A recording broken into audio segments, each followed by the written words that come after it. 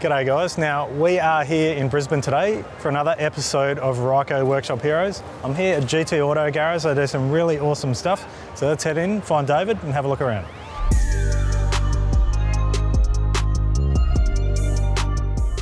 Alrighty, let's go and have a look and see what's going on here. Oh, straight away, look at this. Damn, wide bodies, time attack cars. Now where is he? Ah, there he is. On the dyno, as expected. He's got his headphones on. Hey mate. How you going, Mark? What are you up to there? Oh, just finishing up a Motec tune, but nice. yeah, Tidy maps. Yeah, give me a sec and I'll be with you.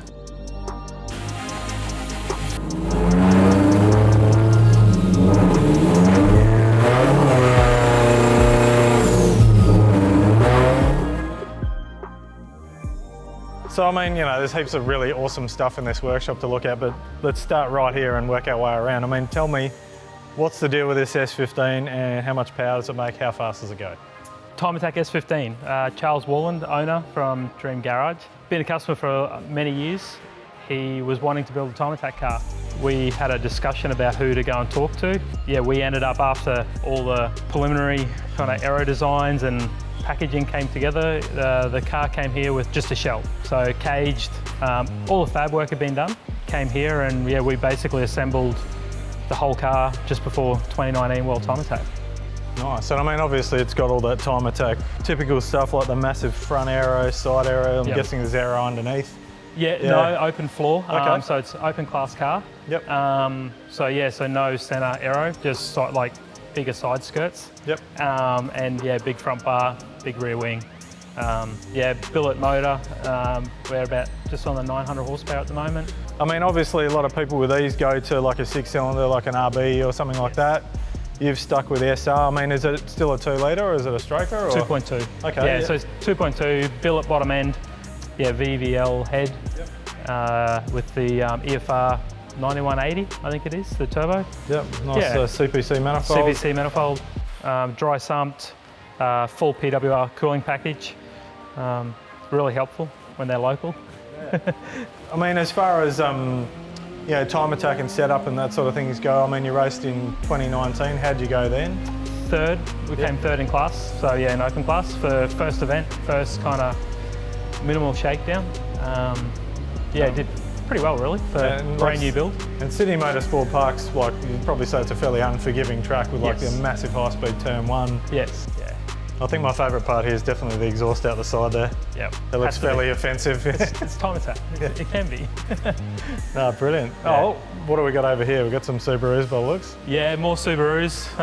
We've got a few of them in the shop at the moment. This is a fresh build, so same chassis, same everything, just car had never come apart since it was a street car, and it had just been developed over the years, and so COVID kind of put a stop to motorsport, so the owner decided to basically strip it, paint it, and yeah, give it a big birthday.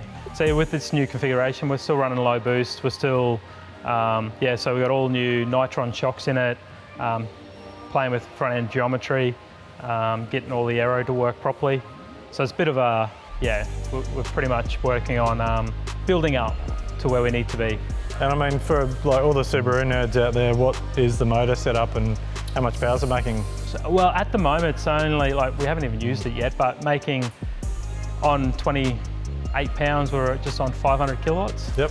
So it's a new bottom end, so it's a full closed deck. It runs copper annealed head gaskets. It's got the G35 1050. With a 1.21 exhaust, Modena sequential paddle shift, all Motec again, full titanium 3.5-inch exhaust. And this will be an open class car, I'm guessing? Pro-Am. Pro-Am, okay. So full flat floor. So we're basically, his aim is to crack into the sub-30s with the car. And yeah, on this build, we moved all the CG of the car. So all the weight is now offset by the driver, so it's all in the passenger seat. Okay. So no passenger rides anymore. No, and having, like, by the looks of it, the driver's seat's a fair bit further back as well. Yeah, so we pushed the driver's seat back, I think almost 100 mil. Yep. And then we dropped it by about the same. Okay. So the actual, so the whole driver is sitting, way lower in the car. Again, trying to offset that, your CG of the whole car. And this one here, this one's been there as well? Yeah, so another Subaru, another So there's Dan from Car Mods Australia. Again, yeah, I've been looking after a similar time frame. Pretty much a standard kind of chassis, nothing too crazy. New rear wing, new front splitters and canards and stuff. But similar spec motor, not as extreme as what this one is. This has got a G35 84 turbo. We had made like 36 pounds, it was like 580 kilowatts. Never used it because the car is fast enough, not even getting there. 2.5 litre, this has got a PPG sequential paddle shift, all Motec again. Again, both cars, all PWR cooling packages.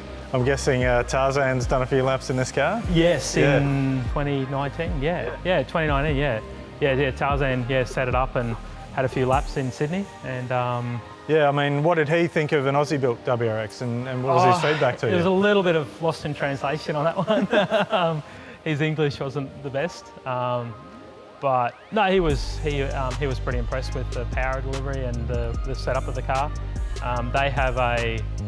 They like their chassis very rigid, like really heavy shocks, heavy sway bars, so a lot different to a lot of what we do. So that was a bit of it was interesting to see the different style. Yeah. And how was his mechanical sympathy? He's a pretty wild driver. He's on the edge, let's put it that way. Yeah. No, brilliant. All right, well, let's keep moving around. What else have we got? Well, I won't actually release this one yet because I won't say who the owner is because he hasn't released it yet. Okay. But 34 GTR, we're just doing intercooler upgrades, oil cooler upgrades. It's getting a link ECU. Yeah, just basically fixing a lot of the car. It was it needed some love, basically. So just fixing a lot of stuff, cleaning the car up, and getting it ready to be a street car. And I mean, 34s now, even stock, are just perfect. Yeah, and they are. This is nice just because subtle mods and... So the Z-Shoon guards, the N1 bonnet. Yeah, so basically it's pretty simple really. It's got, I think it's just all slightly bigger cams, like 256s and some set of high flow turbos. It's pretty much just getting it back on the road to start with, and then we'll see what the owner does with it. And I mean, obviously with the HKS cooler there, you do a lot of HKS stuff because you are the local HKS guys. Yes. Yeah, we do a lot of HKS stuff. Again, HKS and the Japanese market, their quality is realistically in that market is second to none. Like, they just work. As far as GTRs goes, I've noticed there's a few out in the car park already. Yeah. I mean, how many GTRs do you think you've worked on and built over the years? So I've been working on GTRs, like 32s, 33s, 34s since 02. Right, yeah. So a few years. So when these were brand new, I was working on them here. So yeah. Well, I guess then what would be your favourite GTR build to date then? I haven't been asked that one. That's a tricky one. Yeah. My favourite, just a straight out favourite GTR is actually the gold one out the front. Yep. Yeah. What's so special about that one? Oh, it's just because it's an M spec. It's like low-K, well looked after, and just you get in it and it feels like a brand new car. Yeah. And these days, like there's a lot of them out there, and you get in that one and it's like that'd have to be even though I didn't build it or anything, I just maintained it. It was actually my first FCon that I did was that car. Back in 05, I think it was. Around that, yeah. And I mean, there's something secret under the cover there, so we won't go to that. We won't go into that one. I can see another GTR here with lots of shiny bits on it. Yeah, this is Mark StreetFX 35. Just waiting on a transmission at the moment to really step up the power. Yep. I think we're at just under 900 horsepower with a single set of injectors. Yeah, once we get the transmission, it's all, the secondary set of 2600s get all plumbed in. Yep. Whole new fuel system. Yeah, and then we'll make some big power. And what's big power now? Well, what I want and what Mark wants is two different things. But for me, my aim is around the 15 to 1600 at the wheels. The turbos will support, I think, up to 18, 1900 at the wheels. When people talk that sort of horsepower 10 years ago, that was just ludicrous, supercharged methanol drag car kind of stuff. Now it's like, street car. It's like nah, aircon works, everything works, drive to the track, drive home. It's crazy. It's a different level these days. So, I mean, a bit of rotary action. What's going on out here? Yeah, this RX-8? The RX-8. So it's got a 20 BPP in it. It's all Haltech, obviously with all the stickers in there. Yeah, so with Modena sequential and just normal stick flat shift in it. Doing a dry sump upgrade on it. Okay. Like kit out of the States. Yeah, and switching over to E85. So it has been running on 98. So he's the new owner. So Anthony sold it, and it's a new owner from South Australia actually. Okay, wow. So yeah, so just fixing that up. Had a few small issues with the kit, which the guys in America has fixed for us. So yeah, kind of on the home straight now. And I mean, obviously another World Time Attack. Yes. The graduate. So you know, that's what class will that be in when it goes back out again? That's another open class. Yep. Yeah. Yeah. No, very cool. Very cool. Yeah. Yeah, just another 35. JDR, yeah. So there's in for a engine upgrade. Okay. Yeah, make a few more horsepower. Yep. And you do a few of these. I saw a couple in the driveway on the way through. Yeah. These they're pretty common now. You know, I think for the money, they're a lot of car for the dollars. They kind of do everything. They good horsepower, even on stock setup. They make good horsepower, fun, comfortable street car. Yeah, but no, we do a lot of them now. They're just fat and they are beastie. Yeah. There's a car. I mean, there's a couple here in the middle I quite like, but car down the front there I really want to check out. Yeah, it's very different. The Fiat's Paulie, the owner of him, he's of it. He's talking to me the other day about it. I think he's had it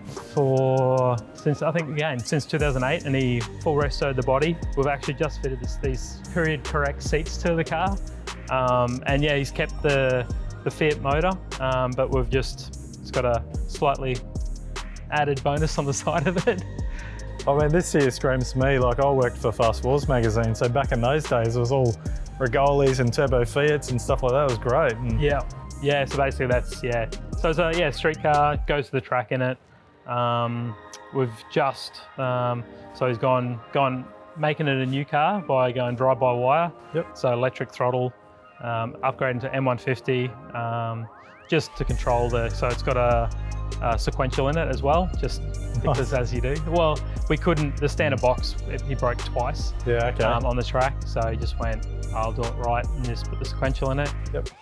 So yeah, now it'll have the M150 controlling the throttle blips, upshift, downshift, so it's a lot smoother and nicer to drive. So, I mean, middle of the shop here, tell me what's going on here. These are obviously the centerpiece of the workshop. What do you want to start with, the new or the old?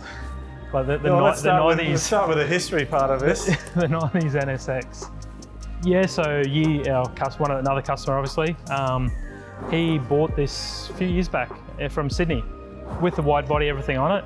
Had a silver wrap, I think it was, or a black wrap on it. Can't remember, but yeah, we stripped it, had it properly painted. It's got a turbo kit on it with running a M130 light ECU, Motec again.